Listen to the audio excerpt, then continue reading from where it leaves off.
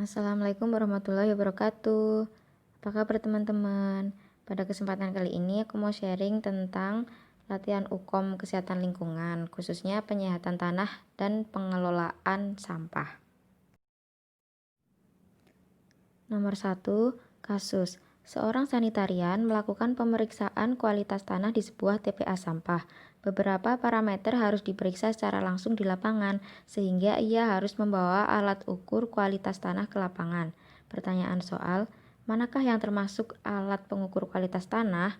Pilihan jawaban: A. Hygrometer, B. TDS meter, C. Termometer, D. Anemometer, E. Soil tester.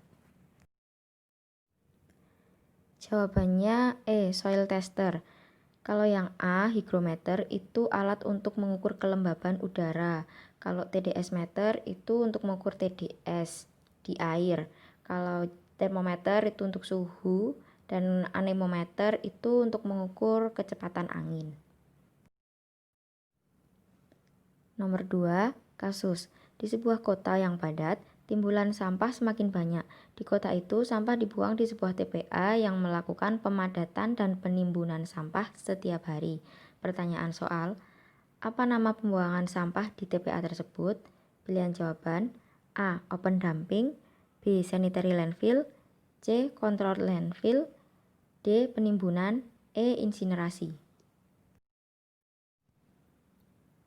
Jawabannya yang B.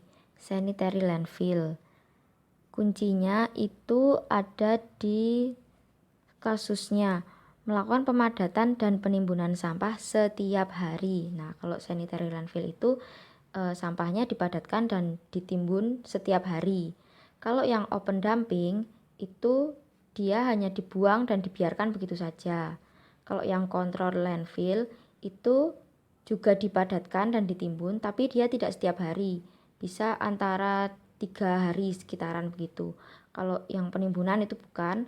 Kalau yang insinerasi itu kan pembakaran, jadi bukan. Kita ke nomor 3, kasus. Seiring dengan berkembangnya perindustrian yang menghasilkan berbagai produk, timbulan sampah juga semakin meningkat. Upaya yang dapat dilakukan untuk mengurangi timbulan sampah antara lain reduce, reuse, recycle. Pertanyaan soal, manakah yang termasuk dalam kegiatan reduce? Pilihan jawaban: A.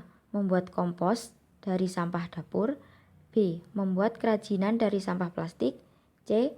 Memakai lagi plastik belanja dari supermarket, D. Minum menggunakan sedotan stainless steel, E. Memperbaiki benda yang rusak agar bisa dipakai lagi. Jawabannya yaitu D. Minum menggunakan sedotan stainless steel. Kalau opsi yang A dan B, membuat kompos dari sampah dapur dan membuat kerajinan dari sampah plastik, itu termasuk dalam recycle. Kalau yang C, memakai lagi plastik belanja dari supermarket, dan juga yang E, memperbaiki benda yang sudah rusak agar bisa dipakai lagi, itu termasuk dalam reuse.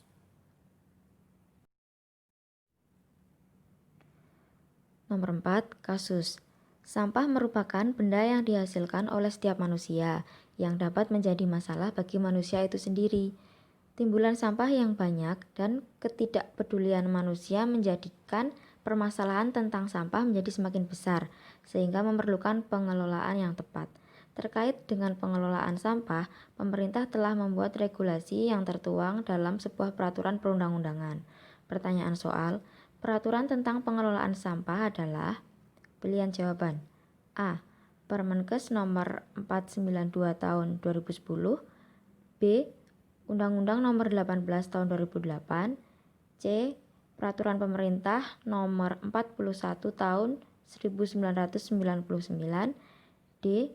Peraturan Pemerintah nomor 101 tahun 2014, E. Undang-Undang nomor 32 tahun 2009. Jawabannya yaitu yang B, Undang-Undang nomor 18 tahun 2008 tentang pengelolaan sampah.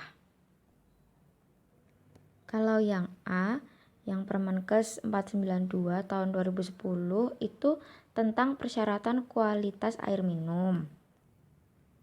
Kalau yang C, yang Undang-Undang Nomor 41 tahun 1999 itu tentang pengendalian pencemaran udara.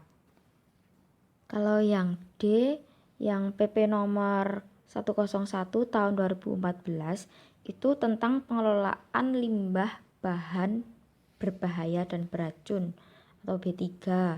Kalau yang E, yang Undang-Undang Nomor 32 tahun 2009 itu tentang perlindungan dan pengelolaan lingkungan hidup. Kita ke nomor 5 yang terakhir, kasus. Seorang sanitarian membuat kompos dengan menggunakan daun kering dan daun basah sebagai bahan utamanya. Perbandingan daun kering dan daun basah adalah 5:1. Setiap 2 hari ia mengaduk campuran bahan kompos tersebut. Setelah beberapa waktu, kompos tidak kunjung jadi, bahkan berubah menjadi kering. Pertanyaan soal, apa penyebab tidak kunjung menjadi kompos? Pilihan jawaban A. Kandungan karbon terlalu tinggi, B. Kandungan nitrogen terlalu tinggi, C. Daun kering kurang banyak, D. Daun basah terlalu banyak, E. Pengadukan kompos harus setiap hari. Dan jawabannya yaitu A. Kandungan karbon terlalu tinggi. Nah, terlalu tinggi karena di situ dia menggunakan daun keringnya terlalu banyak. Daun kering banding basah itu 5:1. Itu yang kering terlalu banyak sehingga nanti kandungan karbonnya terlalu tinggi. Kalau seperti itu nanti dia akan lama jadi komposnya, enggak jadi-jadi gitu. Kalau setauku idealnya untuk membuat kompos itu perbandingannya daun kering dan basah itu setauku tuh 1:1 kayak gitu. Nanti kalau misal kebanyakan daun basah, dia akan tinggi nitrogennya kayak gitu. Jadi kan C/N rasionya itu harus seimbang begitu ya teman-teman. Jadi C/N rasio itu adalah rasio kandungan karbon terhadap kandungan nitrogen pada kompos. Oke, sekian dari aku. Semoga bermanfaat ya teman-teman. Jangan lupa share ke teman-teman yang lain ya. Dan semangat belajar buat persiapan UKOM besok November. Assalamualaikum warahmatullahi wabarakatuh.